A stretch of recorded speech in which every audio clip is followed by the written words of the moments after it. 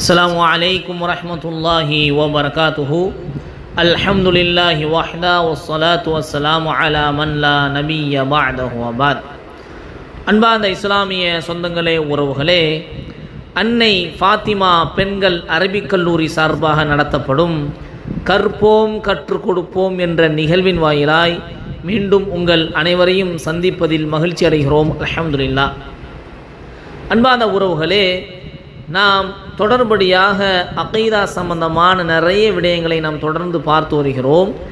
அதில் இமாம் அவர்கள் இன்று அவர்கள் சொல்லக்கூடிய விஷயம் 28வது விஷயமாக நாம் பார்க்கும் பொழுது, வஹுவ முத்தஆலின் அனில் அதுதாதி வல் அன்தாதி, அவனுக்கு முரண்பட்டவை இல்லை, எதிரானவை இல்லை, அவனுக்கு நிகர் இல்லை, அவனுக்கு சமமானவர் இல்லை, இவை அனைத்தை விட்டும் அவன் மிக உயர்ந்தவன் அப்படிங்கிற ஒரு விஷயத்தை இமாம் அவங்க இங்கே பதிவு செய்கிறாங்க. இந்த விஷயத்தை ரொம்ப ஆழமாக நாம் விளங்க வேண்டும். ஏனென்று சொன்னால் இது சாதாரணமாக விளங்க வேண்டிய விஷயம் அல்ல. இது ஆழமாக நாம் விளங்க வேண்டிய ஒன்று. கேட்பதற்கு சாதாரண ஒன்றாக தெரியலாம். ஆனால் இது நாம் புரிந்தால் அல்லாஹ்வுடைய வல்லமையை, அவனுடைய அந்த ஆற்றலை நாம் விளங்க முடியும். அல்லாஹ்விற்கு எந்த ஒரு விஷயத்திலும் அவனுக்கு எதிரானவர்களும் இல்லை என்பதை இங்கு முதலாவதாக நாங்கள் விளங்கி கொள்ள வேண்டும். ஏன்னா இங்கே சக மனிதர்களுக்கு நாம் சமமாக ஆகுவதற்காக முயற்சிகள் செய்யலாம். ஒருத்தர் அந்தஸ்தில் உயர்ந்தவராக இருக்கிறார், அல்லது ஆட்சி அதிகாரத்தில் உயர்ந்தவராக இருக்கிறார், படைப்பட்டாளத்தில் உயர்ந்தவராக இருக்கிறார், அவரை நாம் எதிர்க்க வேண்டும், எதிர்கொள்ள வேண்டும் என்று சொன்னால், அவரிடத்தில் நாம் நம்முடைய ஆற்றலை காமிக்க வேண்டும் என்று சொன்னால், அவருக்கு நிகராக நாமும் வளர வேண்டும், நாமும் ஒரு பலமிக்கவராக ஆக வேண்டும் என்று நாம் நம்மை தயார்படுத்திக் கொள்வதற்கான சூழல் இந்த உலகத்தில் இருக்கிறது. ஒரு மனிதர் இன்னொரு மனிதரை என்ன செய்யலாம்? எதிர்கொள்வதற்கான வாய்ப்புகளும் அதற்கான வசதிகளையும் ஏற்படுத்திக் கொள்ளலாம். யாராக இருந்தாலும், எப்படிப்பட்ட உயர்வாக உள்ளவராக இருந்தாலும், நாம் எப்படியாவது அவரை நாம் எதிர்கொள்வதற்கான வாய்ப்புகளை நாம் என்ன சொல்லலாம்? தேடிக்கொள்ளலாம். ஆனால் அல்லாஹ் என்று வரும் பொழுது, நம்மை படைத்த ஏக இறைவன் என்று வரும் பொழுது, அவனுக்கு எதிரானவர்கள் அப்படின்னு ஒருத்தர் கிடையவே கிடையாது அப்படிங்கிற வார்த்தையை பயன்படுத்துறதுக்கே அர்த்தம் இல்லை. சரியா? அவனுக்கு ஒருத்தர் எதிராக இருக்கிறார் அப்படிங்கிற வார்த்தையை நம்ம என்ன செய்ய முடியாது? பயன்படுத்தவும் முடியாது. ஏனென்று சொன்னால் இறைவனுக்கு நிகரானவர்கள் யாருமே கிடையாது.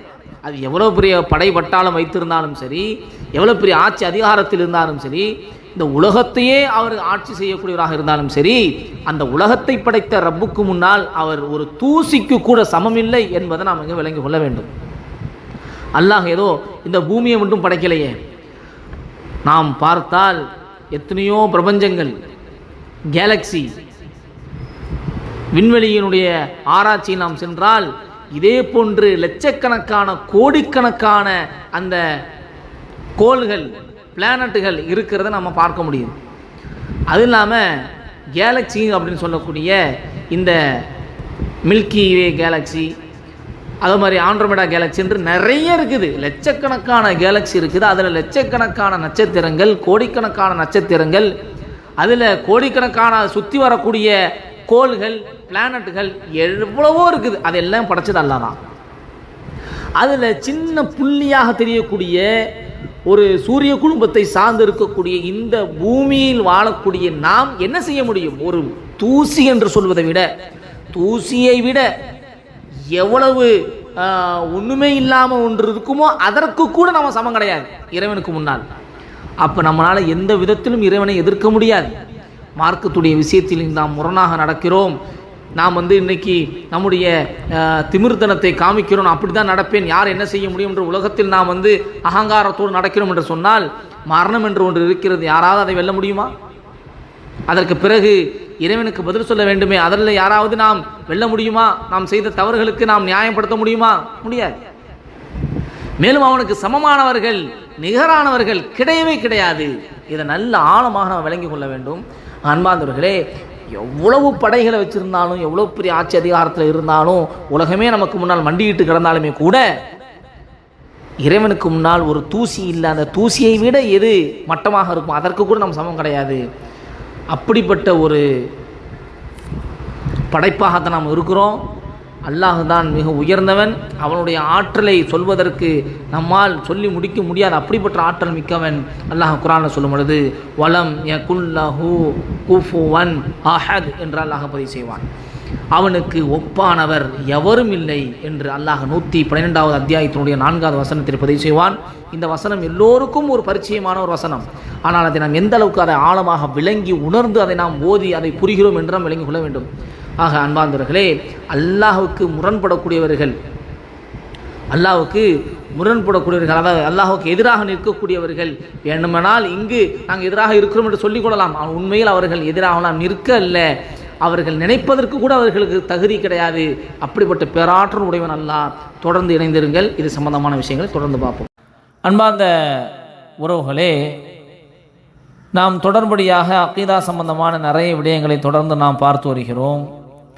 அதில் நாம் இன்று பார்க்கக்கூடிய 29வது விஷயம் லா ராத்தலி கதாஇஹி வலா முஅக்கிப லிஹுக்மிஹி வலா காலிப லிஅம்ரிஹி. அவனது தீர்ப்பை தடுப்பவர், ரத்து செய்பவர் எவரும் இல்லை. அவனது சட்டத்தை மாற்றுபவர் எவரும் இல்லை. அவனது கட்டளையை மிகைப்பவர் எவரும் இல்லை என்ற இந்த செய்தியை இமாம் அவர்கள் பதிவு செய்கிறார். அல்லாஹ் ரப்பல் ஆலமீன் ஒரு செயலை செய்வதற்கு நாடிவிட்டால் அந்த செயலை முழு உலகம் ஒன்று சேர்ந்தாலும் யாராலும் தடுக்க முடியாது. அதேபோல் அவனுடைய சட்டத்தை யாராலும் மாற்றவும் முடியாது. மேலும் அவனுடைய காரியத்தில் அவனை யாராலும் மிகைக்கவும் முடியாது என்பதை நாம் இங்கு விளங்கிக் கொள்ள வேண்டும். அல்லாஹ் நாடியதுதான் நடக்கும், அதை யாரும் மாற்றி அமைக்க முடியாது. இன்றைக்கு சிலர்கள் உலகத்தில் தான் நாடியதான் நடக்கிறது, தான் நினைத்ததை நாம் நடக்கிறோம் என்பதாக நினைத்து கொண்டிருக்கிறார்கள். அப்படி அல்ல. தான் நினைத்ததை எல்லாம் அவர்கள் நடத்தி முடிக்கவில்லை. அல்லாஹ் அதை நாடி இருக்கிறான், எனவேதான் அது நடக்கிறது. இதை நாம் விளங்கிக் கொள்ள வேண்டும். அல்லாஹ் நாடியதை யாராலும் தடுக்கவும் முடியாது. அல்லாஹ் நாடிவிட்டால் நடந்தே தீரும், யாராலும் தடுக்கவும் முடியாது. அவன் சட்டத்தை யாராலும் மாற்றி அமைக்கவும் முடியாது, மாற்றம் செய்ய முடியாது. அவர் இந்த உலகத்தில் வேண்டுமானால் நான் அப்படி செய்கிறேன் இப்படி செய்கிறேன் என்று அவர்கள் ஒரு சில விஷயங்களை என்னால் மாற்ற முடியும் என்று இந்த உலகத்தில் வேண்டுமானாலும் அவர்கள் பேசிக்கொள்ளலாம். ஆனால் அல்லாஹுடைய சட்டம் என்றும் நிலைத்திருக்கக்கூடியது. நாளை மறுமையில் எவரெல்லாம் அந்த சட்டத்திற்கு மாறு செய்வார்களோ, அது ஏற்காமல் நடந்து கொள்வார்களோ, அவர்கள் கண்டிப்பாக அதற்கு அவர்கள் நாளை மறுமையில் பதில் கொடுத்தே ஆக வேண்டும். அல்லாஹுடைய சட்டமானது யாராலும் மாற்ற முடியாது. மேலும் அவனுடைய காரியத்தில் அவனை யாராலும் மிகைக்கவும் முடியாது. அவனுடைய காரியத்தில் யாராலும் மிகைக்கவும் முடியாது என்பதை நாம் இங்கு புரிந்து கொள்ள வேண்டும். அல்லாஹ் ரப்பல் ஆலமீன் 19வது அத்தியாயத்தினுடைய 35வது வசனத்தில் அல்லாஹ் சொல்லும் பொழுது இதா கதா அம்ரன் ஃபஇன்னமா யகூலு லஹு குன் ஃபயகூன். அவ்வளவுதான். இன்னைக்கு நாம் ஒரு காரியத்தை செஞ்சு முடிப்பதற்கு எவ்வளவு திட்டங்கள் தீட்டணும், அதை எப்படியெல்லாம் செயல்படுத்தணும், அதை எப்படியெல்லாம் செயல்படுத்தினால் அது நாம் நினைத்ததை போன்று செம்மையாக அது நிறைவேறும், அது முடிவடையும் என்பதையெல்லாம் நாம் செய்வதற்கு நிறைய திட்டங்களை திட்ட வேண்டியது இருக்கிறது. ஆனால் அல்லாஹுடைய அந்த செயல்பாடு என்பது அப்படியே முற்றிலும் மாற்றமானது, நாம் நினைத்து கூட பார்க்க முடியாத வல்லமை மிக்கது. அல்லாஹ் சொல்லும் பொழுது ஏதாவது ஒரு காரியத்தை அவன் செய்ய நாடினால் அதற்கு அவன் சொல்வதெல்லாம் குன் ஆகுக ஆகுக என்பதாக அல்லாஹ் சொல்லுவான். அது மட்டும்தான், உடனே அது ஆகிவிடும், முடிஞ்சு போச்சு. குன் என்று அல்லாஹ் சொன்னால், ஆகு என்று சொன்னால் உடனே ஆகிடும். சில கண் இமைக்கும் நேரத்தில் நடந்து முடிந்துவிடும். அப்படிப்பட்ட வல்லமை மிக்கவன் அல்லாஹ். மற்றொரு இடத்தில் அல்லாஹ் சொல்லும் பொழுது வல்லாஹு யஹ்குமு லா முஅக்கிப லிஹுக்மிஹி வஹுவ ஸரீஉல் ஹிசாப். அல்லாஹ்வே தீர்ப்பளிக்கக்கூடியவன், அவனுடைய தீர்ப்பை தடை செய்யக்கூடியவர் ஒருவரும் இல்லை. அவன் கேள்வி கணக்கு கேட்பதில் மிக தீவிரமானவன் என்பதாக அல்லாஹ் ரப்பல் ஆலமீன் 13வது அத்தியாயத்தினுடைய 41வது வசனத்தில் அல்லாஹ் பதிவு செய்கிறான். இப்போ அல்லாஹுடைய சட்டத்திற்கேற்ப அல்லாஹ் நாளைக்கு மறுமையில் அல்லாஹ் கேள்வி கேட்கும் பொழுது அந்த கேள்விக்கு, அந்த தீர்ப்புக்கு தடை செய்யக்கூடியவர் எவரும் இருக்க முடியாது என்பதை நாம் இங்கு விளங்கிக் கொள்ள வேண்டும். அன்பார்ந்த சொந்தங்களே, உறவுகளே, இப்போ அல்லாஹுடைய வல்லமையை பற்றி நாம் அதிகமாக தெரிந்து கொள்ள வேண்டும். தொடர்ந்து இணைந்திருங்கள். இது சம்பந்தமான விஷயங்களை தொடர்ந்து நாம் பார்ப்போம். அன்பார்ந்த உறவுகளே, நாம் அகீதா சம்பந்தமான நிறைய விடயங்களை தொடர்ந்து நாம் பார்த்து வருகிறோம். அல்ஹம்துலில்லாஹ். அந்த அடிப்படையில் நாம் 30வது விஷயமாக இமாம் அவர்கள் பதிவு செய்யும் பொழுது, ஆமன்னா பி ذلك குல்லிஹி வ ஐகன்னா அன்ன குல்லன் மின் இந்திஹி, இவை அனைத்தையும் நாம் நம்பிக்கை கொள்கிறோம், அனைத்தும் அவனிடமிருந்தே நடக்கிறது என்று உறுதி கொள்கிறோம் என்ற இந்த வாசகத்துக்கு கீழ் நாம் புரிய வேண்டிய ஒரு சில முக்கிய விடயங்களை இமாம் அவர்கள் பதிவு செய்கிறாங்க. இப்போ இதுவரை நாம் படித்து வந்த கொள்கை சம்பந்தப்பட்ட விஷயங்கள் ஆரம்பம் முதல் இறுதி வரையில் உள்ள அனைத்தையும் நம்பிக்கை கொள்வதோடு மட்டுமல்லாமல் அதை நாம் நம்முடைய மார்க்கமாகவும் ஆக்கிக்கொள்ள வேண்டும். நாவால் மட்டுமல்லாமல் உள்ளத்தாலும் உறுதி கொள்ள வேண்டும். நாவால் படித்துவிட்டு செல்வது மட்டுமல்ல, நாவால் பிறருக்கு எடுத்து சொல்வது மட்டுமல்ல, நாம் நம்முடைய உள்ளத்தால் அதை நாம் உறுதி கொள்ள வேண்டும் என்பதை நாம் இங்கு விளங்கிக் கொள்ள வேண்டும். குறிப்பாக நாம் இந்த புத்தகத்தில் படிக்கக்கூடிய விஷயங்கள் ஆரம்பம் முதல் இறுதி வரை அல்லாஹுவின் உள்ளமை, வல்லமை மற்றும் அவன் தன்மைகள் சம்பந்தமான எல்லா விஷயங்களையும் நாம் படித்து வந்தோம். இதற்கு அடுத்தபடியாக வருவது அல்லாஹுவின் தூதர் ஸல்லல்லாஹு அலைஹி வஸல்லம் அவர்களை பற்றிய சில விஷயங்கள் வருகிறது. இப்போ அல்லாஹுவை பற்றி அறிவது எவ்வாறு நம் மீது கடமையோ அதே போன்றுதான் அவனுடைய தூதரை பற்றி அறிவதும், அவனுடைய அந்த தூதரை பற்றிய சில விஷயங்களை நாம் தெரிந்து கொள்வதும், அன்னாரின் மூலமாக நமக்கு கொடுக்கப்பட்ட தீனுல் இஸ்லாம் என்ற மார்க்கத்தை பற்றி அறிவதும் நம் மீது கட்டாய கடமையாக இருக்கிறது. இந்த மூன்றும் தீனில் 3 அம்சங்களாகும்.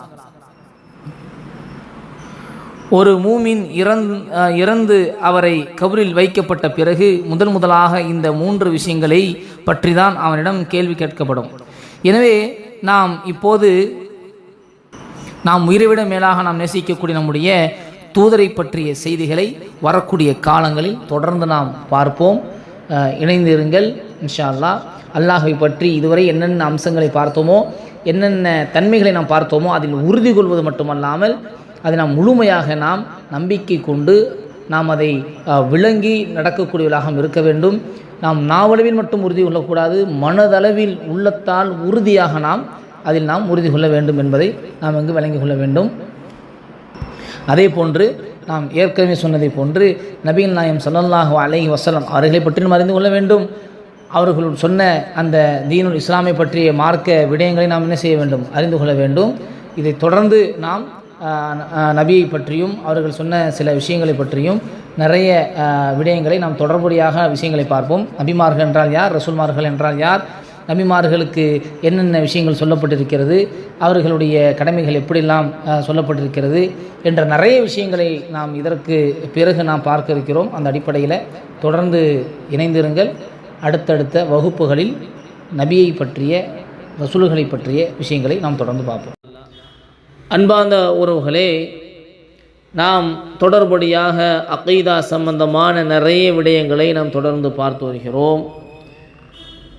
அதில் அல்லாஹ் சம்பந்தமான நிறைய விஷயங்கள், அவனுடைய சிஃபத் சம்பந்தப்பட்ட நிறைய விடயங்களை நாம் பார்த்தோம். அதைத் தொடர்ந்து அவனுடைய தூதர் சம்பந்தமான விஷயங்களையும் நாம் இன்றைய தினத்தில் நாம் பார்க்க இருக்கிறோம்.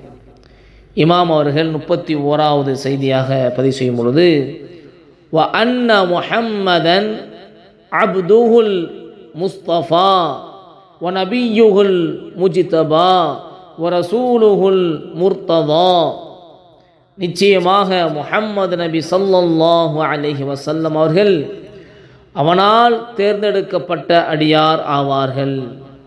அவனால் ஒப்புக்கொள்ளப்பட்ட நபி, இறை செய்தி பெற்றவர் ஆவார்கள்.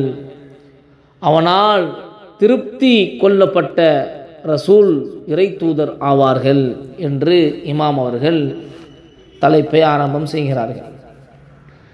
நிச்சயமாக முஹம்மது என்ற பெயர் நபி ஸல்லல்லாஹு அலைஹி வஸல்லம் அவர்களின் மிகவும் பிரபலமான பெயராக இருக்கிறது. இந்த பெயர் குர்ஆனில் பல இடங்களில் கூறப்பட்டு உள்ளது. அல்லாஹ் ரப்புல் ஆலமீன் குர்ஆனில் 33வது அத்தியாயத்தினுடைய 40வது வசனத்தில் அல்லாஹ் பதிவு செய்வான், மா கான முஹம்மதுன், முஹம்மத் உங்களது ஆண்களில் எவருடைய தந்தையாகவும் இருக்கவில்லை, எனினும் அவர் அல்லாஹுவின் ரசூலாகவும் இறுதி தூதராகவும் இருக்கிறார் என்று அல்லாஹ் பதிவு செய்வான்.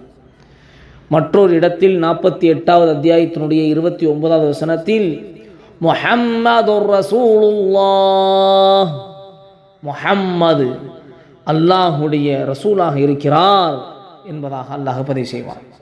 குர்ஆனில் அல்லாஹுவின் தூதரை பற்றி அஹ்மது என்ற பெயரும் வந்துள்ளது. அல்லாஹுவின் தூதர் அவர்களுக்கு முஹம்மது, அஹம்மது ஆகிய பெயர்கள் மட்டுமல்லாமல் அதிகமான பெயர்கள் குர்ஆன் மற்றும் ஹதீஸ்களில் வந்திருக்கிறதை நாம் தெரிந்து கொள்ள வேண்டும். இந்த பெயர்கள் அனைத்தையும் இமாம் இப்னுல் கையும் ரஹ்மத்துல்லாஹி அலைஹி அவர்கள் எழுதிய ஜலாலுல் இஃப்ஹாம் என்ற அந்த புத்தகத்தில் குறிப்பிட்டுள்ளார்கள் என்பதை நாம் இங்கு தெரிந்து கொள்ள வேண்டும். அல்லாஹ் ரப்புல் ஆலமீன் அவனால் தேர்ந்தெடுக்கப்பட்ட அடிமை அல்லாஹுடைய தூதர் ஸல்லல்லாஹு அலைஹி வஸல்லம். இப்போ அப்து என்றால் தமிழில் அடிமை என்பதுதான் பொருள். அல்லாஹ் தன் நபியை பற்றி குர்ஆனில் பல இடங்களில் அப்து என்ற வார்த்தையை தான் பயன்படுத்தியுள்ளார்.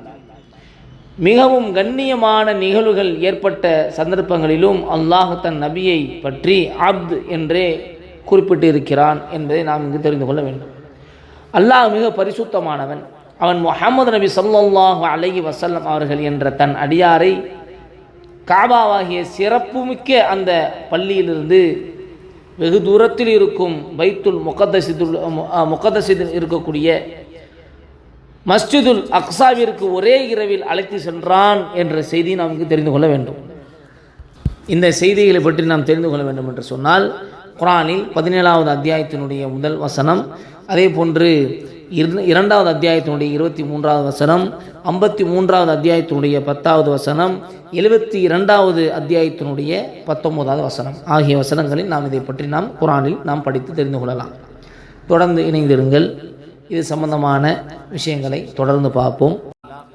அன்பான உறவுகளே, நாம் தொடர்படியாக அகீதா சம்பந்தமான விஷயங்களை பார்த்து வருகிறோம்.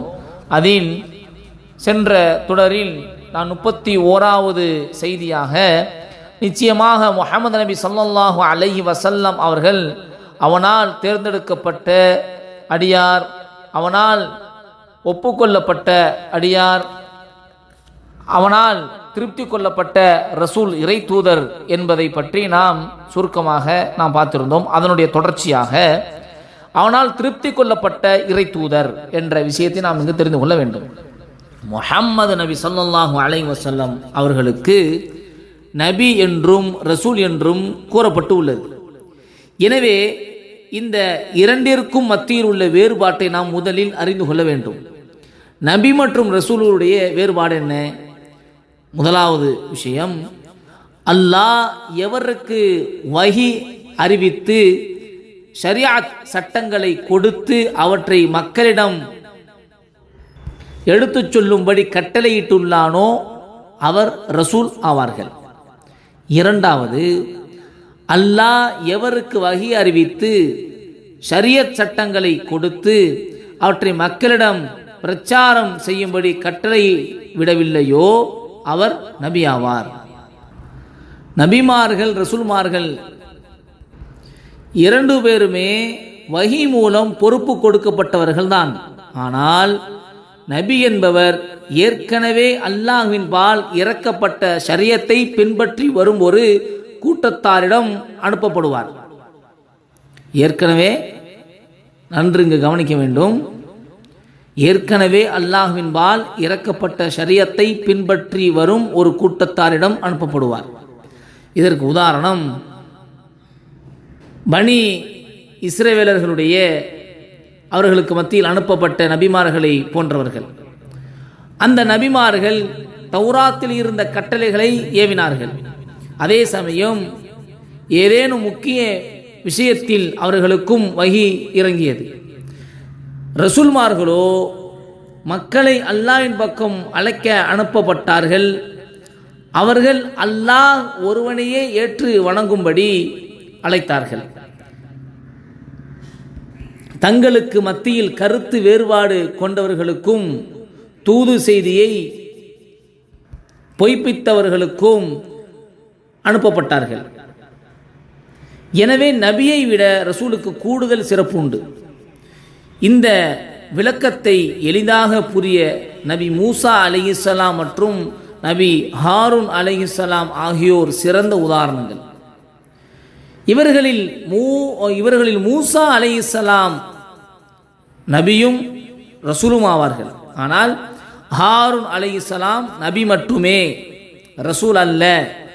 எனவே ஒவ்வொரு ரசூலும் நபியாக இருப்பார், ஆனால் ஒவ்வொரு நபியும் ரசூலாக இருக்க மாட்டார் என்பதை நாம் இங்கு விளங்கிக் கொள்ள வேண்டும். ஆக ரசூலுக்கும் நபிக்கும் இடைப்பட்ட வித்தியாசத்தை நாம் இங்கு விளங்கிக் கொள்ள வேண்டும். நபிமார்கள் சம்பந்தமான ஒரு சில விஷயங்களை நாம் எவ்வாறு நம்பிக்கை இருக்க வேண்டும் என்பதை தொடர்ந்து இணைந்திருங்கள். அடுத்தடுத்த வகுப்புகளில் அது சம்பந்தமாக பார்ப்போம். அன்பாத உறவுகளே, நாம் தொடர்படியாக அக்கீதா சம்பந்தமான நிறைய விடயங்களை தொடர்ந்து நாம் பார்த்து வருகிறோம். அதில் இன்று நாம் பார்க்க இருக்கக்கூடிய விஷயம் நபிமார்கள் சம்பந்தமாக நமது நம்பிக்கை எவ்வாறு இருக்க வேண்டும் என்ற விஷயத்தில் சில விஷயங்களை நாம் பார்க்க இருக்கிறோம். அப்போ நபிமார்கள் சம்பந்தப்பட்ட விஷயங்களில் நம்முடைய நம்பிக்கை கீழ் நாம் சொல்லக்கூடிய இவைகளை போன்று இருக்க வேண்டும். ஒன்று, நபிமார்கள் அல்லாஹுவின் வஹி அறிவிக்கப்பட்டவர்கள். அப்படி அறிவிக்கப்பட்டவர்கள் என்றாலும் ஆனால் அவர்களுக்கு இறைத்தன்மைகள் எதுவும் வந்துவிடாது. அவர்களும் மனிதர்கள்தாம், அல்லாஹ்வின் அடிமைகள்தாம் என்பதை நாம் இங்கு தெளிவாக நாம் புரிந்து கொள்ள வேண்டும். இரண்டாவது, மனிதர்களை நேர்வழியின் பக்கம் அழைப்பதற்காக கண்ணியமிக்க தூதர்களை நபிமார்களை அல்லாஹ் அனுப்பி வைத்தான்.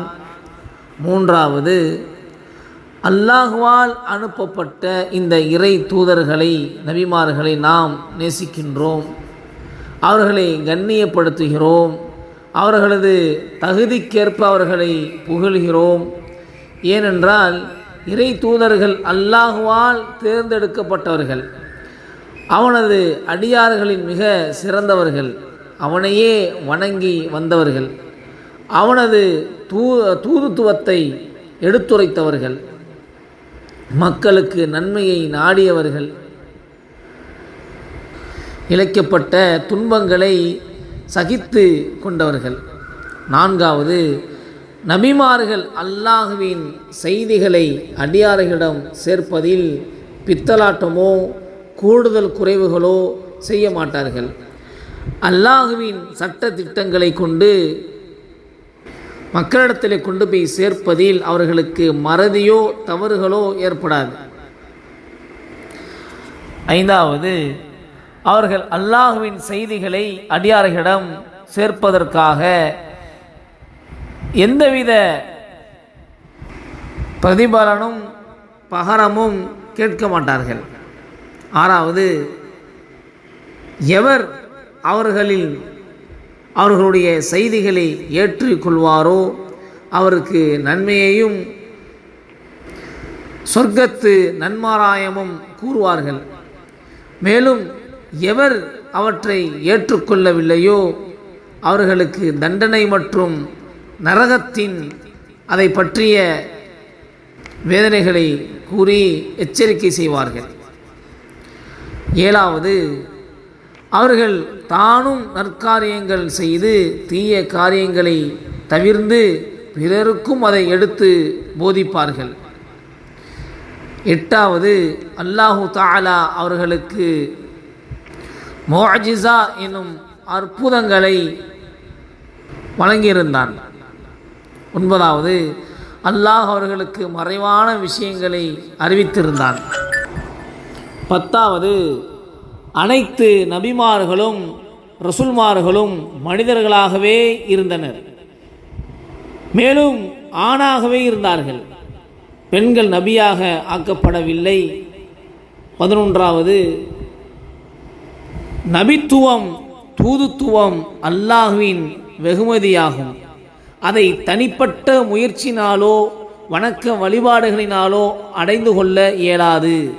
எனவேதான் எந்த ஒரு மனிதரும் தனது இபாதத்தால் எவ்வளவு பெரிய அந்தஸ்தை அடைந்திருந்தாலும் அவர் நபியுடைய அந்தஸ்திற்கு செல்ல முடியாது என்பதை நாம் இங்கு விளங்கி கொள்ள வேண்டும். நபிமார்களில் முதலாவதாக நாம் பார்க்கக்கூடியவர்கள் ஹதரத் ஆதம் அலைஹிஸ்ஸலாம் அவர்களாவார்கள். இறுதியாக வந்தவர்கள் நமது நபி முஹம்மது நபி ஸல்லல்லாஹு அலைஹி வஸல்லம் அவர்களாவார்கள்.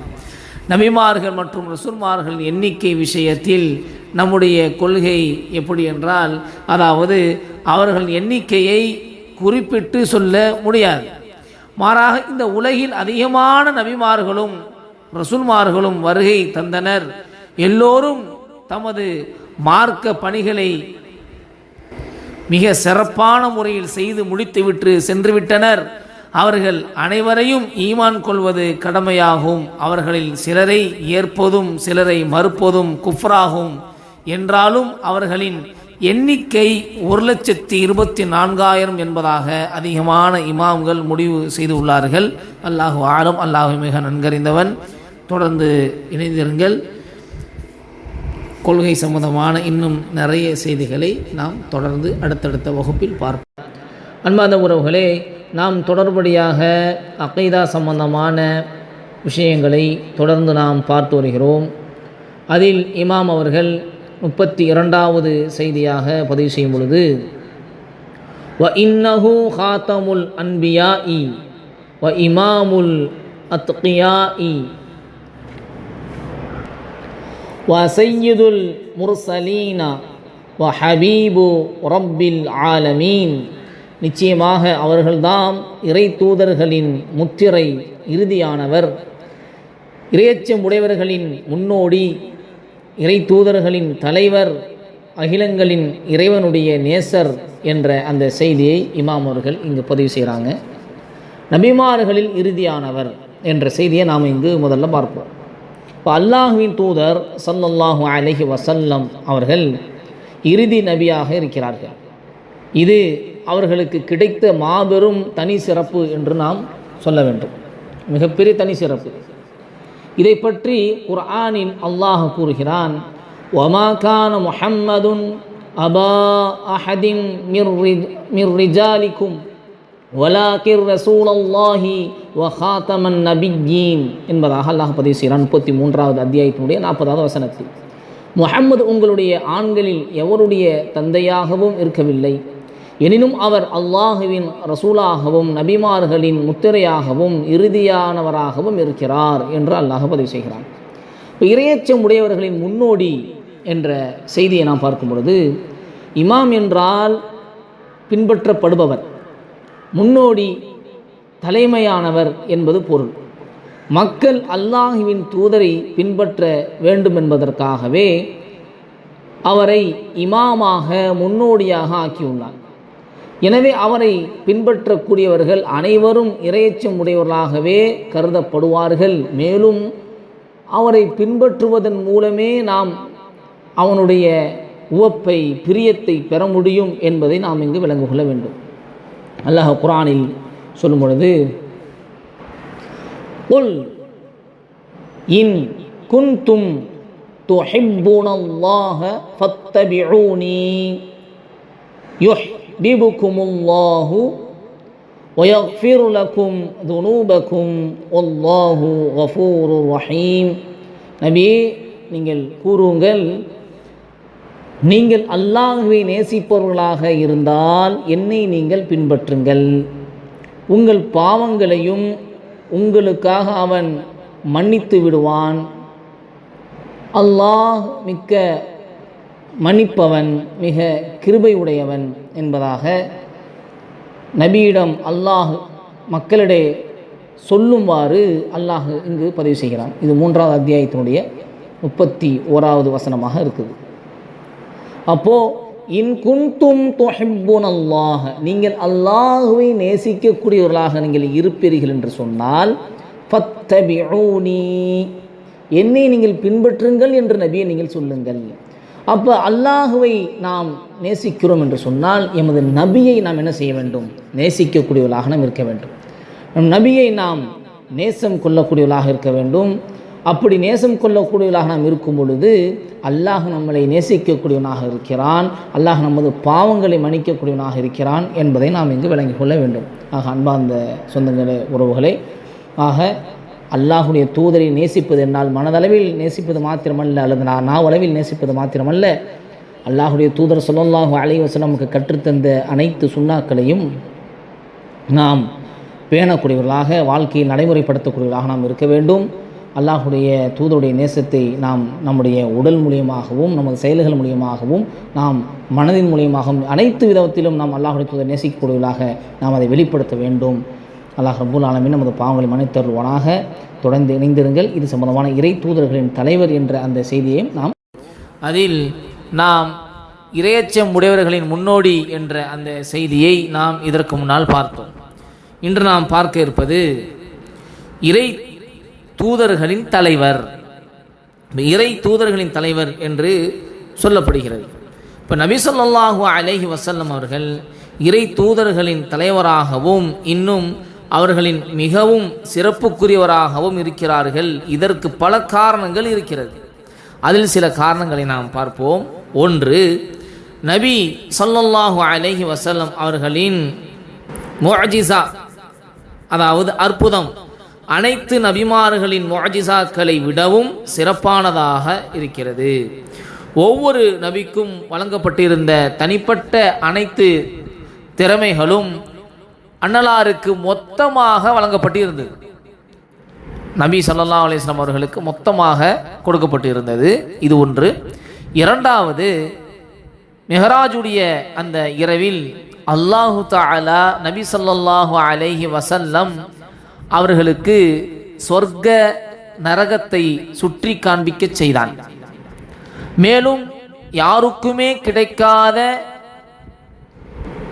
இனி கிடைக்க முடியாத சிறப்புமிக்க ஓர் உயர்வுகளையும் அல்லாஹ் ரப்பல் ஆலமீன் கொடுத்தான்.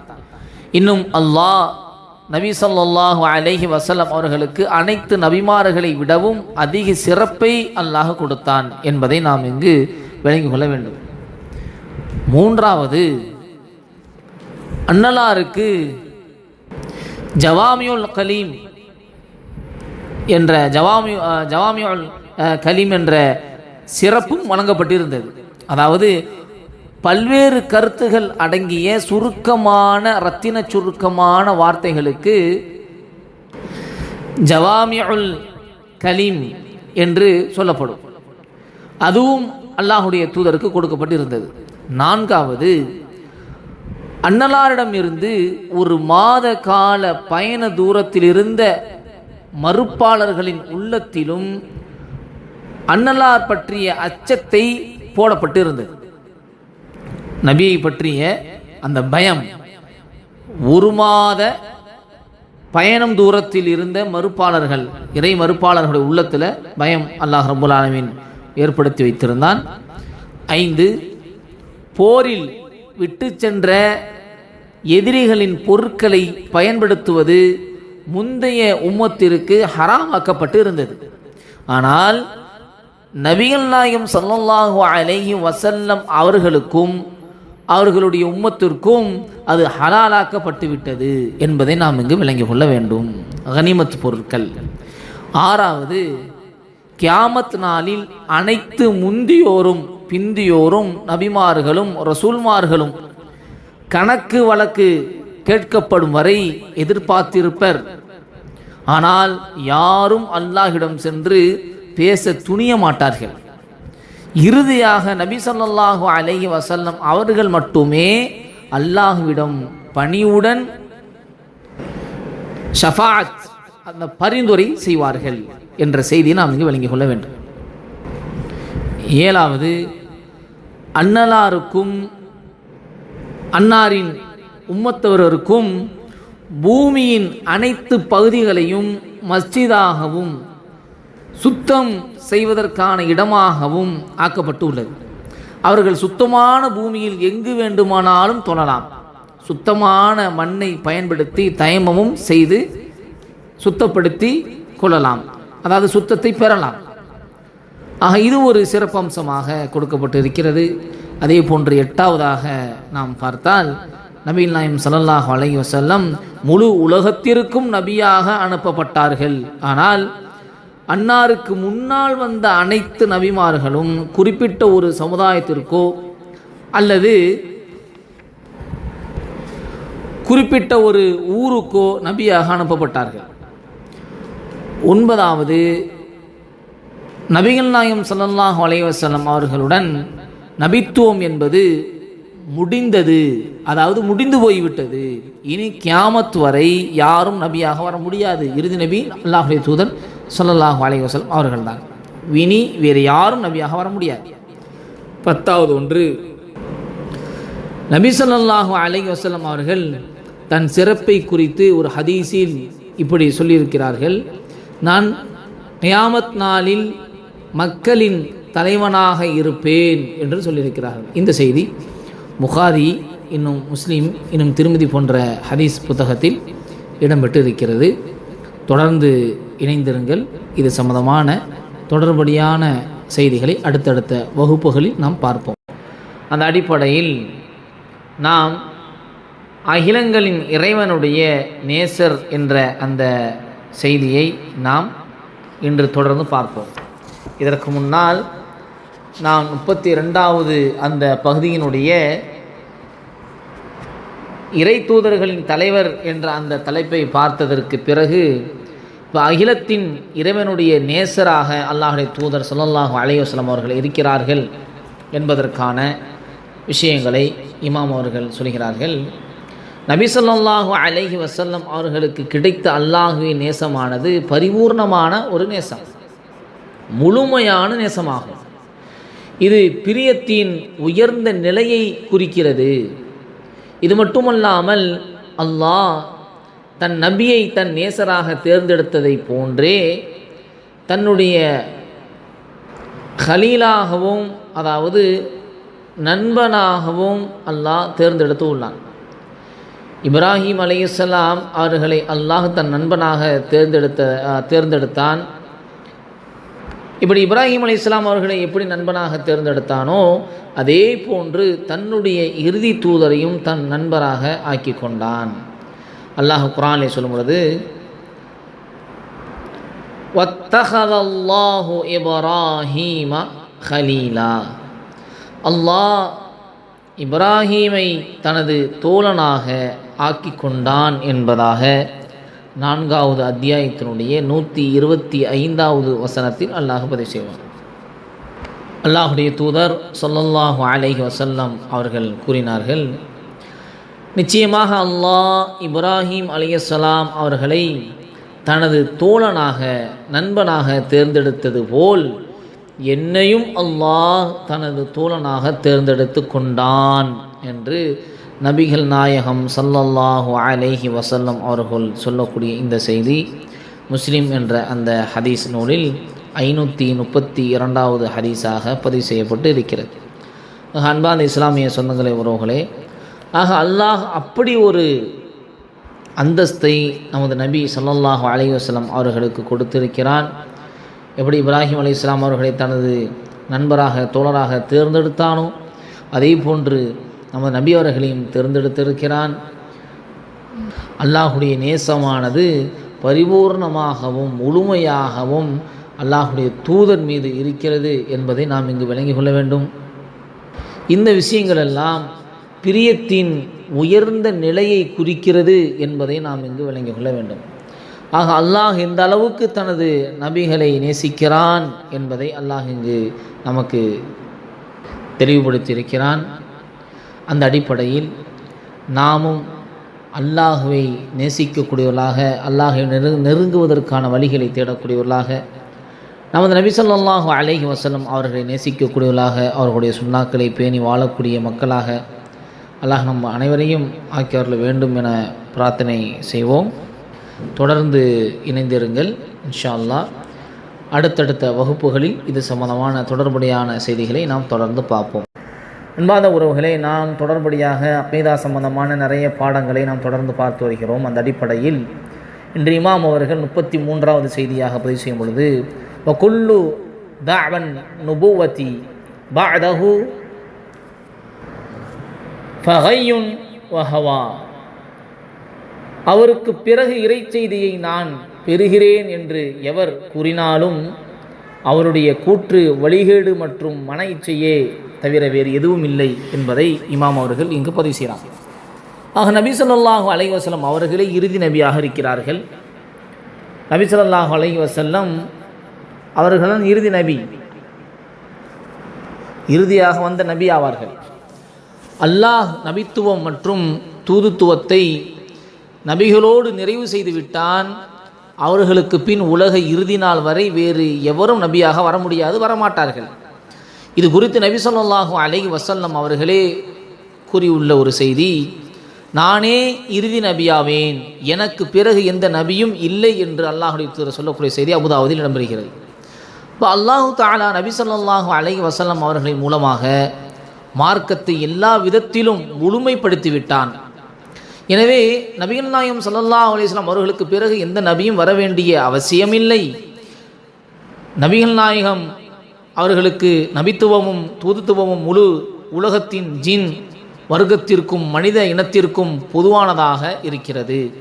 இன்னும் அவை கியாமத் நாள் வரை இருந்து கொண்டே இருக்கும் என்பதை நாம் இங்கு விளங்கிக் கொள்ள வேண்டும். நபிகள் நாயகம் ஸல்லல்லாஹு அலைஹி வஸல்லம் அவர்களால் கொண்டு வரப்பட்ட ஷரியாத் முன்னால் இருந்த அனைத்து ஷரியத்துகளையும் காலாவதியாகிவிட்டது, அது காலாவதியாக்கி விட்டது. எனவே நாம் நபியவர்களால் கொண்டு வரப்பட்ட மார்க்கத்தையும் ஷரியத்து சட்டங்களையும் பின்பற்றுவது கடமையாக இருக்கிறது. அது மட்டுமல்லாமல் மற்ற வழிகள் நாம் பின்பற்றுவோம் என்று சொன்னால் அது கூடாது, அது வழிகேடு. இது சம்பந்தமாக அல்லாஹ் ரப்பல் ஆலமீன் குர்ஆனில் சொல்லும் பொழுது, ஒமை யப்தகி கைரல் இஸ்லாமி தீனா ஃபலை யுக்பல மின்ஹு வஹுவ ஃபில் ஆஹிரதி மினல் ஹாசிரீன், எவர் இஸ்லாம் அல்லாத வேறொரு மார்க்கத்தை தேர்ந்தெடுக்க நாடுவாரோ அது அவரிடமிருந்து ஏற்றுக்கொள்ளப்படாது, மேலும் அவர் மறுமையில் மிக நஷ்டமடைந்த மக்களுடன் சேர்ந்து விடுவார் என்பதாக அல்லாஹ் ரப்பல் ஆலமீன் 3வது அத்தியாயத்தினுடைய 85வது வசனத்தில் அல்லாஹ் பதிவு செய்கிறார். நபிகள் நாயகம் ஸல்லல்லாஹு அலைஹி வஸல்லம் அவர்கள் வருகை தருவதற்கு முன்பே அனைத்து நபிமார்களும் அன்னலார் வருகை தருவது பற்றி சுப செய்தி கூறி சென்றிருக்கிறார்கள். மேலும் ஒவ்வொரு நபியும் முஹம்மது நபி ஸல்லல்லாஹு அலைஹி வஸல்லம் அவர்களே இறுதி நபியாவார்கள் எனவும் அறிவிப்பும் செய்திருக்கிறார்கள். இன்னும் முந்தைய வேதங்களும் அதை உறுதிப்படுத்தக்கூடியதாகவே இருக்கிறது. அன்பார்ந்த சொந்தங்களை உறவுகளே, அன்னலாருக்கு பிறகு யாரெல்லாம் தன்னை நபி என வாதிடுவார்களோ அவர்கள் பொய்யராவார்கள் என்று நாம் இங்கு விளங்கி கொள்ள வேண்டும். மேலும் அவர்களை நபியாக ஏற்பவர்கள் இறை நிராகரிப்பாளராக ஆகிவிடுவார்கள். அன்னலாரின் காலம் தொட்டு இதுவரை எத்தனையோ நபர் தம்மை நபி என வாதிட்டு இருக்கிறார்கள். அவர்கள் எல்லோருமே பொய்யராகத்தான் இருக்கிறார்கள். ஈசா அலைஹிஸ்ஸலாம் அவர்கள் கியாமத்தின் நெருக்கத்தில் வானத்திலிருந்து இறங்கி வருவார்கள் என்பதை நாம் எல்லாம் அறிந்திருப்போம். அவர்களும் நம்முடைய நபிகள் நாயகம் ஸல்லல்லாஹு அலைஹி வஸல்லம் அவர்களின் மார்க்கத்தையே பின்பற்றுவார்கள். மேலும் நபிகள் நாயகம் ஸல்லல்லாஹு அலைஹி வஸல்லம் அவர்களுடைய போதனைகளுக்கு தக்கவாறே இந்த உம்மத்தை வழிநடத்துவார்கள் என்பதை நாம் இங்கு விளங்கிக் கொள்ள வேண்டும். இந்த செய்தி புகாரில் இடம்பெறுகிறது. குறிப்பாக நாம் விளங்கிக் கொள்ள வேண்டிய விஷயம், நபிகள் நாயகம் ஸல்லல்லாஹு அலைஹி வஸல்லம் அவர்களே இறுதி நபி, அவர்களுக்கு பிறகு எந்த நபியும் இல்லை. இது அஹ்லு சுன்னா வல் ஜமாஅத்தினுடைய கொள்கையாக இருக்குது. இதற்கு பின்பும் யாரேனும் தன்னை நபி என்று கூறினால் அவன் மகா பொய்யனாகவும் வழிகேடனாகவுமே இருப்பான் என்று நாம் இங்கு உறுதியாக நாம் விளங்கிக் கொள்ள வேண்டும். தற்கால வழிகேடர்கள், காதியானி, மகத்தா அந்த மதத்தை சார்ந்தவர்கள் மிர்சா குலாம் அகமது காதியானி என்கின்ற மகா பொய்யனை நபி என்று நம்பி வழிகட்டு போனார்கள். அதுபோலவே ரஷாத் ஹலிஃபா என்று சொல்பவனை ரசூல் என்று நம்பி சிலர் வழிகட்டு போனார்கள்.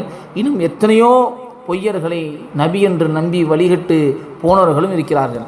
இது போன்ற குழப்பங்கள் இந்த சமுதாயத்தில் பிற்காலத்தில் ஏற்படும் என்பதை அறிந்த நபி ஸல்லல்லாஹு அலைஹி வஸல்லம் அவர்கள் முன்கூட்டியே இந்த குழப்பங்கள் குறித்து தன்னுடைய சமுதாயத்திற்கு எச்சரிக்கை செய்து விட்டார்கள்.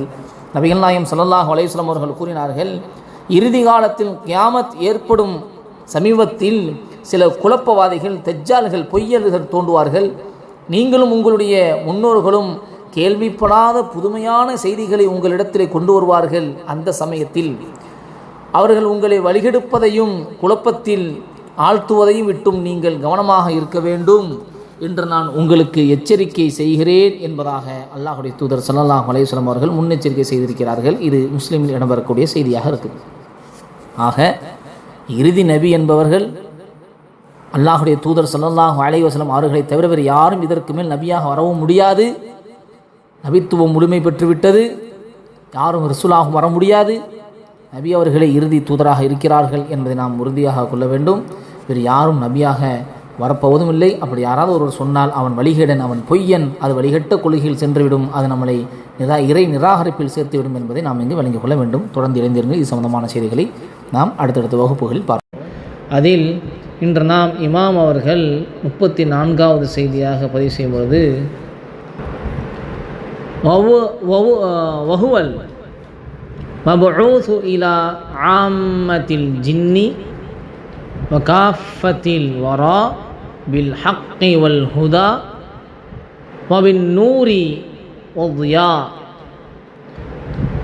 அவர்கள் அனைத்து ஜின்களுக்கும் அனைத்து மனிதர்களுக்கும் சத்தியம், நேர்வழி, ஒளி மற்றும் பெரும் வெளிச்சத்தை கொண்டு அனுப்பப்பட்டவர் ஆவார்கள் என்பதாக இமாம் அவர்கள் ஆரம்பமாக தலைப்பை கொடுத்து இங்கு சில விஷயங்களை பதிவு செய்கிறாங்க. இப்போ நபி ஸல்லல்லாஹு அலைஹி வஸல்லம் அவர்கள் அல்லாஹ்வின் தூதர் என்று நம்பிக்கை கொள்வதோடு மட்டுமல்லாமல் முழு மனித குலத்திற்கும், ஜின்கள், மனிதன் என கியாமத் வரை வரும் அனைத்து தரப்பினருக்கும் திருத்தூதராக அனுப்பப்பட்டு உள்ளார்கள் என நம்பிக்கை கொள்வது நம் மீது அவசியமாகும். ஏன்னா அல்லாஹ்வுடைய தூதர் ஸல்லல்லாஹு அலைஹி வஸல்லம் அவர்கள் ஒட்டுமொத்த உலகத்தில் இருக்கக்கூடிய அனைவருக்கும் நபியாக அனுப்பப்பட்டவர்கள். மனித குலத்திற்கும் சரி, ஜின் குலத்திற்கும் சரி, யாராக இருந்தாலும் நபி அவர்களைத்தான் பின்பற்ற வேண்டும் என்பதை நாம் இங்கு விளங்கிக் கொள்ள வேண்டும். அல்லாஹ் ரப்பல் ஆலமீன் 34வது அத்தியாயத்தினுடைய 28வது வசனத்தில் அல்லாஹ் பதிவு செய்வான், வமா அர்சல்னாக இல்லா காஃபத்தல் லின்னாசி பஷீரா வ நதீரா வலாகின்ன அக்ஸரன் நாசி லா யஅலமூன் என்று அல்லாஹ் பதிவு செய்வான். நபி, நாம் உங்களை இந்த உலகத்திற்குள்ளே எல்லா மனிதர்களுக்குமே நற்செய்தி கூறுபவராகவும் அச்சமூட்டி எச்சரிக்கை செய்பவராகவும் அனுப்பி வைத்திருக்கிறோம் என்பதாக அல்லாஹ் ரப்பல் ஆலமீன் 34வது அத்தியாயத்தில் 28வது வசனத்தில் அல்லாஹ் பதிவு செய்கிறார். மற்றொரு இடத்தில் அல்லாஹ் ரப்பல் ஆலமீன் சொல்லும் பொழுது, குல் யா ஐயுஹன் நாசு இன்னி ரசூலுல்லாஹி இலைக்கும் ஜமீஆ. நபியே, நீங்கள் சொல்லுங்க, மனிதர்களே, நிச்சயமாக நான் உங்களின் அனைவரின்பாலும் அனுப்பப்பட்ட அல்லாஹ்வின் தூதராக இருக்கிறேன் என்று நபியை நீங்கள் சொல்லுங்கள் என்பதாக அல்லாஹ் ரப்பல் ஆலமீன் 7வது அத்தியாயத்தினுடைய 158வது வசனத்தில் அல்லாஹ் பதிவு செய்கிறான். இந்த வசனங்கள் நமக்கு விளக்கக்கூடியது என்ன? இந்த உலகத்தில் இறுதி நபியாக இருக்கக்கூடியவர் தான் நபி. அதற்கு பிறகு எந்த நபியும் வரப்போவதும் அல்ல.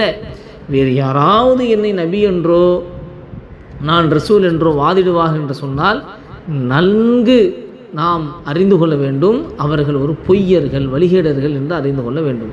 ஆக முஹம்மது நபி ஸல்லல்லாஹு அலைஹி வஸல்லம் அவர்கள் தான் இறுதி நபி.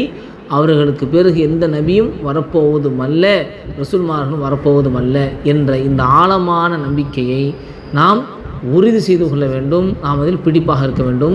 ஆக இறுதி தூதர் என்று சொன்னால் அது நம்முடைய முஹம்மது நபி ஸல்லல்லாஹு அலைஹி வஸல்லம் அவர்கள் மட்டும்தான். தொடர்ந்து இணைந்திருங்கள். அடுத்தடுத்த வகுப்பில் இது சம்பந்தமான மற்ற விஷயங்களை நாம் பார்ப்போம்.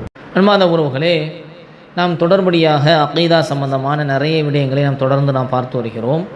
அதை இன்று நாம் பார்க்க இருப்பது 35வது விடயமாக இமாம் அவர்கள் பதிவு செய்யும் பொழுது, வ இன்னல் குர்ஆன கலாமுல்லாஹி மின்ஹு பதஅ பிலா கைஃபியத்தின் கௌலன் வ அன்ஸலஹு அலா ரசூலிஹி வ ஹய்யன் வ ஸத்தகஹுல் முஃமினூன அலா ذلك حقا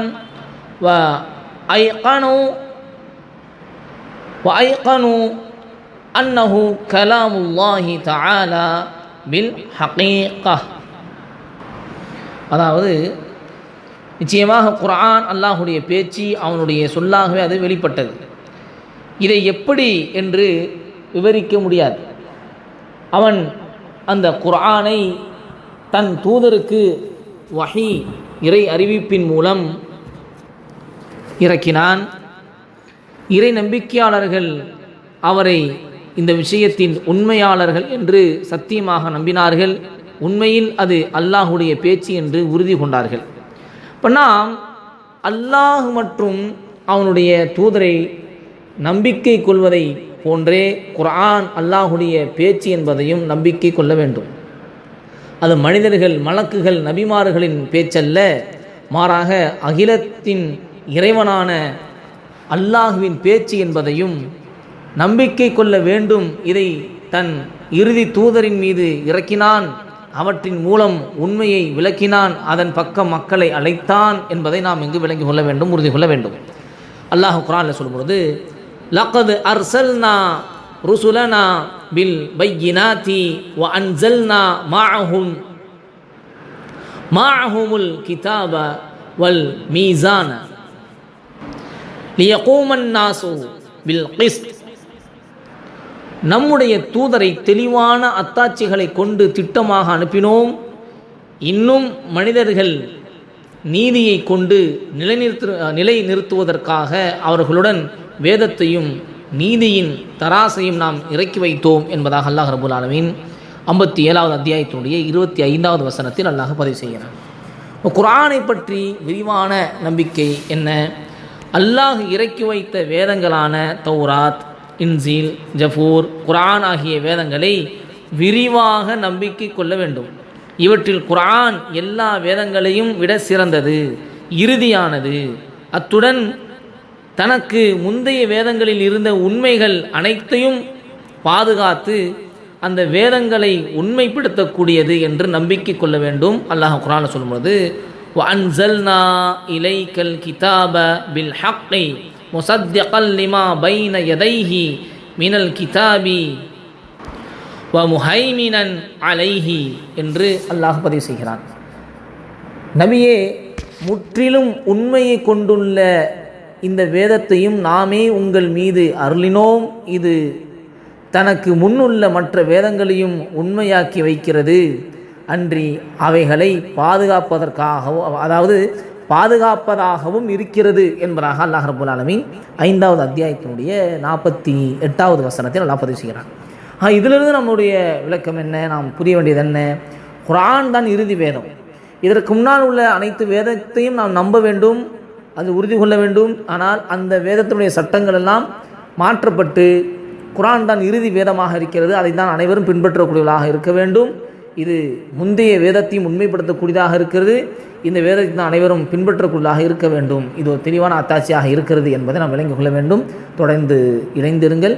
அடுத்தடுத்த வகுப்புகளில் இது தொடர்பான செய்தியை விரிவாக பார்ப்போம். அன்பார்ந்த உறவுகளே, நாம் தொடர்படியாக அகீதா சம்பந்தமான விஷயங்களை நாம் பார்த்து வருகிறோம். இன்று நாம் 36வது விடயமாக இமாம் அவர்கள் சொல்லும் பொழுது, லைசபி மஹ்லூகின் க கலாமில் பரிய்யதி, படைப்புகளின் பேச்சை போன்று அது புதிதாக படைக்கப்பட்டதல்ல என்பதை இமாம் அவர்கள் தலைப்பாக இட்டு இங்கு சில விஷயங்களை நமக்கு விளக்குகிறார்கள். புனித குர்ஆன் முழுவதும் அல்லாஹ்வின் பேச்சு என்பதே அஹ்லுல் சுன்னத் வல் ஜமாஅத்தின் உறுதியான கொள்கையாக இருக்கிறது. ஆனால் இதற்கு நேர்மாற்றமாக முஅ்தஸிலா, ஜஹ்மியா போன்ற வழிகட்ட கூட்டங்கள் குர்ஆன் அல்லாஹ்வின் பேச்சல்ல, மாறாக அதுவும் படைப்பினங்களின் பேச்சை போன்று படைக்கப்பட்டவையே என்ற வழிகட்ட கொள்கையை மக்களுக்கு மத்தியில் பரப்பினார்கள். இந்த வழிகட்ட கொள்கையை விட்டும் மக்களை காப்பாற்ற வேண்டும் என்ற நோக்கில் இவர்களின் காலத்தில் வாழ்ந்த தலை சிறந்த இமாம் அஹ்மத் இப்னு ஹம்பல் ரஹ்மத்துல்லாஹி அலைஹி அவர்கள் இவர்களை எதிர்த்து போராடினார்கள். இந்த விஷயத்தில் தன்னை முழுமையாக அர்ப்பணித்தார்கள். இறுதியில் அல்லாஹ் இமாம் அவர்களின் தியாகத்தின் மூலமாக முழு சமுதாயத்தையும் வழிகேட்டிலிருந்து பாதுகாத்தான். அல்லாஹ் இமாம் அவர்களின் கபரை விசாலமாக்குவானாக, சொர்க்கத்தில் உயர்ந்த அந்தஸ்தை தந்தருவானாக என அதிகமாக நாம் பிரார்த்தனை செய்வோம். முதலாவது விஷயம், இந்த முஅத்தஸிலா என்பவர்கள் ஹிஜ்ரி 2ஆம் நூற்றாண்டில் இமாம் அல் ஹசன் அல் பஸரி ரஹ்மத்துல்லாஹி அலை அவர்களின் சபையிலிருந்து வெளியேற்றப்பட்டவர்கள். இவர்கள் வாசில் இப்னு அத்தாஉ என்பவரை பின்பற்றி உருவானார்கள். இவர்களின் வழிகட்ட கொள்கையில் ஒன்றுதான், பாவ காரியங்களில் ஈடுபடக்கூடியவர்கள் முஸ்லீமாக இருந்தாலும் அவர்களது நிலை ஈமானுக்கும் குஃபுருக்கும் இடைப்பட்ட நிலைதான் என்ற ஒரு கொள்கை இவருடைய கொள்கையில் உள்ளது. அவர்கள் நரகில் நிலையாக தங்குவார்கள் என்ற மூட கொள்கையை சொன்னவர்கள் இவர்கள். இந்த கொள்கையை உருவாக்கியவர் வாசில் இப்னு அத்தாவு. இவரது கொள்கையை அம்ர் இப்னு உபைத் என்பவரின் அந்த நபர் பின்பற்றி வந்தார். அம்ரு இப்னு உபைத் என்பவர் பின்பற்றினார். நேர்வழியிலிருந்து தடம் புரண்டு சமுதாயத்தில் ஒரு தனி பிரிவாக வளர்ந்த இவர்கள் புது புது கொள்கைகளை உண்டு பண்ணினார்கள். ஆதாரங்களை காட்டிலும் சொந்த அறிவை கொண்டு மட்டுமே மார்க்கத்தை விளங்கத் தொடங்கினார்கள். இங்கே தான் பிரச்சனையே ஆரம்பிக்குது. ஆதாரம் இல்லாமல் தனது சொந்த அறிவை நாம் மார்க்கத்தில் நுழைத்து தான் காண்பது தான் சரி என்ற அந்த நிலைப்பாட்டுக்கு நாம் சென்றோம் என்று சொன்னால் அது வழிகட்டில் கொண்டு போய் விட்டுவிடும் என்பதற்கு இவர்கள் ஒரு மிகப்பெரிய ஒரு உதாரணம். நம்பிக்கையை 2ஆம் தரமாக வைத்தார்கள். குர்ஆன் படைக்கப்பட்டது என்றார்கள். முஸ்லீம் ஆட்சியாளர்களுக்கு எதிராக கிளர்ச்சி செய்தார்கள். அல்லாஹுவின் பெயர்களை வெறும் வார்த்தைகளாக மட்டுமே ஏற்றார்கள். அவற்றுக்கு அர்த்தங்கள் எதுவும் இல்லை என நம்பினார்கள். அதனால் அல்லாஹுவின் பண்புகள் அனைத்தையும் நிராகரித்து விட்டார்கள். இந்த விஷயத்தில் ஜஹ்மியாக்களும் இவர்களும் ஒரே கொள்கைவாதிகள். அதே சமயம் இரண்டு கொள்கைகளில் ஜஹ்மியாக்களிலிருந்து வித்தியாசப்பட்டவர்கள். அப்போ ஜஹ்மியாவுடைய கொள்கையிலிருந்து 2 விஷயத்தில் வித்தியாசப்பட்டார்கள். யார் என்று சொன்னால் இந்த முஅத்தஸிலாக்கள். இவர்களுக்கும் ஜஹ்மியா கொள்கைவாதிகளுக்கும் 2 விஷயம் வேறுபட்டதாக இருக்கும். ஒன்று, விதியை நம்பிக்கை கொள்ளும் விஷயத்தில் கதிரியாக்களின் கொள்கையை அந்த கொள்கை இவர்களுடையது. அதாவது விதி என்று எதுவும் இல்லை, அடியார்களின் செயல்களுக்கும் அல்லாஹுக்கும் எந்த சம்பந்தமும் இல்லை, அவை அல்லாஹுவின் சக்திக்கும் கட்டுப்பட்டு அதாவது அது அல்லாஹுடைய சக்திக்கு கட்டுப்பட்டு நடப்பதில்லை அப்படிங்கிற ஒரு செய்தியை சொன்னாங்க. 2வது விஷயம் என்ன சொன்னாங்கன்னு சொன்னால், பெரும்பாவம் செய்தவர்கள் நிரந்தர நரகில் இருப்பார்கள். அவர் ஈமானிலிருந்து வெளியேறி ஈமானுக்கும் குஃபுருக்கும் இடைப்பட்ட நிலையில் இருப்பார் அப்படின்னு சொல்கிறாங்க. இது இவர்களுடைய கொள்கையில் மாறுபடக்கூடிய ஒன்று. அப்போ 2வதாக நாம் பார்க்க வேண்டிய விஷயம் என்னென்னு சொன்னால், அஹ்மது இப்னு ஹம்பல், அதாவது அஹ்மது இப்னு முஹம்மது இப்னு ஹம்பல் ரஹ்மத்துல்லாஹி அலைஹி அவர்கள் ஹிஜ்ரி 164, அதாவது கிபி 780 பக்தாத் நகரில் பிறக்கிறாங்க. சிறு வயதிலேயே தந்தையை இழந்தாலும் தாயின் வளர்ப்பால் இமாம் அபு ஹனீஃபாவின் மாணவர் அபு யூசுப் ரஹ்மத்துல்லாஹி அலைஹி அவர்களிடமும் இமாம் ஷாஃபிஈ ரஹ்மத்துல்லாஹி அலைஹி அவர்களிடமும் கல்வி கற்றார்கள். இவர்கள் தொகுத்த முஸ்னத் எனும் ஹதீஸ் தொகுப்பு மிகவும் ரொம்ப பிரபலமானது. இமாம் புகாரி, முஸ்லீம், அபுதாவுத் போன்றோர் இமாமின் மாணவர்களாக இருக்கிறாங்க. ஹலிஃபா அல் மாமூன் ஆட்சியில் கடும் சத்திய சோதனைக்கு ஆளாகி சிறையில் அடைக்கப்பட்டு வாடினார்கள். ஹலிஃபா முத்தவக்கில் ஆட்சியில் விடுதலை பெற்று கண்ணியப்படுத்தப்பட்டார்கள். ஹிஜ்ரி 241 ரபியுல் அவ்வல் 12 வெள்ளிக்கிழமை மரணித்தார்கள் என்ற செய்தியை நாம் பார்க்கிறோம். ஆக இந்த வழிகட்ட கொள்கையெல்லாம் தெரிந்து கொள்ள வேண்டும். அப்படிப்பட்ட கொள்கை இன்றைய காலகட்டத்தில் பல உரூபங்களில் நவீனமாக நமது மக்களுடைய உள்ளத்தில் அப்படியே ஊடுருவி வருவதை நம்ம பார்க்குறோம். ஆக இவருடைய கொள்கைகளும் தெரிந்து கொண்டால்தான் இதுவெல்லாம் ஒரு வழிகட்ட கொள்கை என்பதை நாம் அடையாளம் கண்டு நாம் சத்திய பாதை நடைபெற முடியும். அல்லாஹ் ரப்புல் ஆலமீன் இப்படிப்பட்ட வழிகட்ட கொள்கைகளை கண்டறியக்கூடிய மக்களாகவும் சத்திய பாதையில் நடைபோடக்கூடிய மக்களாகவும் அல்லாஹ் உங்களை இணைமாக்கி வருவானாக நான் பிரார்த்தனை செய்தவனாய்.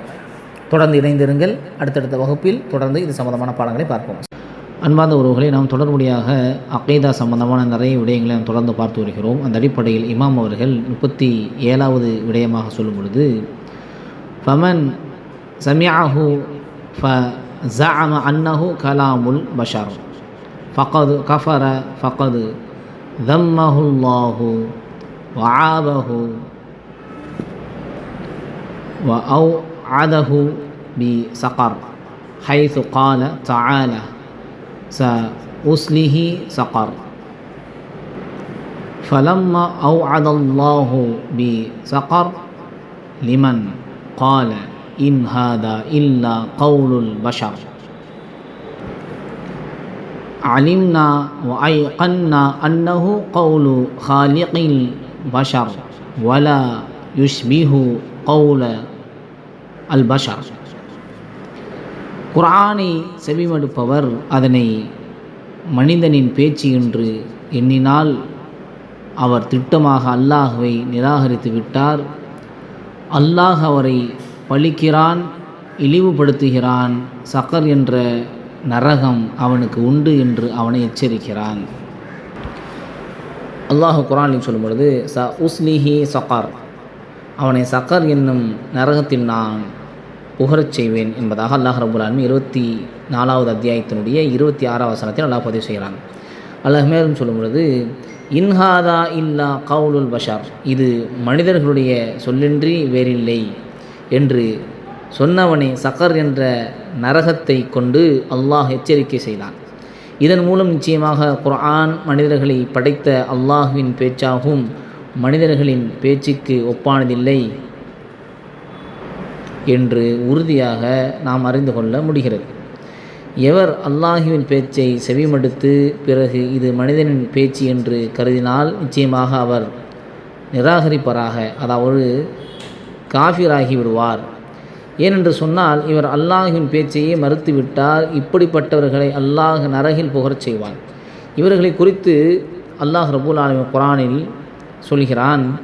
அல்லாஹ் சொல்லும் பொழுது, இப்படி மறுக்கக்கூடியவர்களை அல்லாஹ் நரகத்தில் புகுத்துவாக சொல்கிறான். அதை யாரை பற்றி அல்லாஹ் சொல்கிறான் என்று சொன்னால், வலீத் இப்னு அல் முகீரா அல் மஹ்ஜுமி என்ற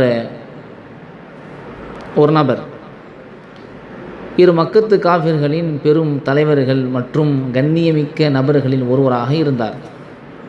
இந்த நபர் என்ன செய்கிறான் என்று சொன்னால், இவன் எப்போது அல்லாஹுவின் தூதரிடமிருந்து குர்ஆனுடைய வசனங்களை கேட்டானோ அது அவனை வியப்பில் ஆழ்த்தியது. பிறகு அவன் உறுதியாக அறிந்து கொண்டான், நிச்சயமாக இந்த குர்ஆன் மனிதர்களின் பேச்சாகவோ அல்லது கவிதையாகவோ சூனியமாகவோ இருக்கவே முடியாது. காரணம், அரபி மொழியின் அனைத்து கலைகளையும் அந்த கலைகளை பற்றியும் நான் நன்கு அறிந்துள்ளேன். அந்த கலைகளையெல்லாம் விஞ்சும் விதத்தில் குர்ஆன் துணி அமைந்துள்ளது. எனவே இந்த குர்ஆன் நிச்சயமாக அல்லாஹ்வின் பேச்சாகவே இருக்க முடியும் என்று அவன் கூறிய அந்த சமயத்தில் அவனுடைய கூட்டத்தார் அவனிடத்தில் வந்தார்கள். அவனை பார்த்து இவ்வாறு கேட்டாங்க, வலிதே, நீ என்ன முகமதனுடைய தூதுத்துவத்தை ஏற்றுக்கொள்கிறாயா என்று அவனை திட்டினார்கள், ஏசி பேசினார்கள். இதை பார்த்த வலீத் தன்னுடைய சமுதாயத்தின் மீதுள்ள பயத்தினால் அவன் தன் பேச்சிலிருந்து திரும்பிவிட்டான். பிறகு புனித குர்ஆன் மனிதர்களின் சொல்லை தவிர வேறில்லை என்று கூற ஆரம்பித்தான். இவருடைய இந்த கூற்றை பழித்து கூறியவாறே அல்லாஹ் ரப்புல் ஆலமீன் குர்ஆனிலே சொல்லும் பொழுது, இன்னஹு ஃபக்கர வகத்தர் ஃபகுதில கைஃப கத்தர் ثم قتل كيف قدر ثم نظر ثم عبس وبصر ثم أدبر واستكبر فقال إن هذا إلا سحر يؤثر إن هذا إلا قول البشر سأصله سقر என்ற அல்லாஹ் குர்ஆனுடைய 74வது அத்தியாயத்தின் 18 26வது வசனத்தில் அல்லாஹ் பதிவு செய்கிறான். நிச்சயமாக அவன் குர்ஆனுக்கு எதிராக சிந்தித்தான். இன்னும் அது பற்றி என்ன சொல்வதென்று தனக்குள் ஒரு முடிவெடுத்தான். எனவே அவன் அழிவானாக. இவ்வாறு அவன் முடிவெடுத்தான், பிறகும் அவன் அழிவானாக. எவ்வாறு அவன் முடிவெடுத்தான், பின்னரும் அவன் நோட்டமிட்டான், பிறகு கடுகெடுத்தான், முகத்தை சுளித்தான், பிறகு புறமுதுகு காட்டினான், பெருமை கொண்டான். பிறகு இது சூனியக்காரனிடமிருந்து கற்று சொல்லப்பட்டு வரும் சூனியமே அன்றி வேறில்லை, இது மனிதனுடைய சொல்லன்றி வேறில்லை என்று கூறினான். அவனை சக்கர் என்னும் நரகத்தில் நாம் புகச் செய்வோம் என்பதாக அல்லாஹ் சொல்லக்கூடிய அந்த செய்தியை நாம் பார்க்குறோம். ஆக குர்ஆன் இருக்கிறதே, இது அல்லாஹுடைய வார்த்தை. இது அல்லாஹுடைய வார்த்தை, மனிதர்களுடைய வார்த்தைகள் அல்ல என்று நாம் தெளிவாக விளங்கிக் கொள்ள வேண்டும். தொடர்ந்து இணைந்திருங்கள். இது சம்பந்தமான செய்திகளை நாம் தொடர்ந்து அடுத்தடுத்த பாடங்களில் பார்ப்போம். அஸ்ஸலாமு அலைக்கும் வரஹ்மத்துல்லாஹி வபரகாத்துஹு.